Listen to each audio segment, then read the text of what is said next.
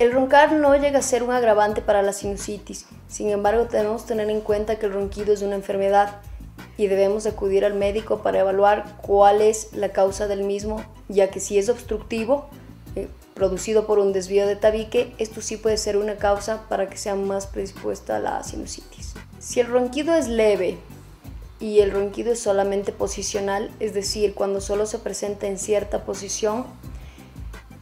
podemos mantenernos en alerta de si es que este va aumentando de intensidad. El momento que este se convierta en una situación permanente e intenso o llegue a apnea del sueño, que son las pausas respiratorias, es momento que debemos acudir al otorrinolaringólogo para evaluarlo.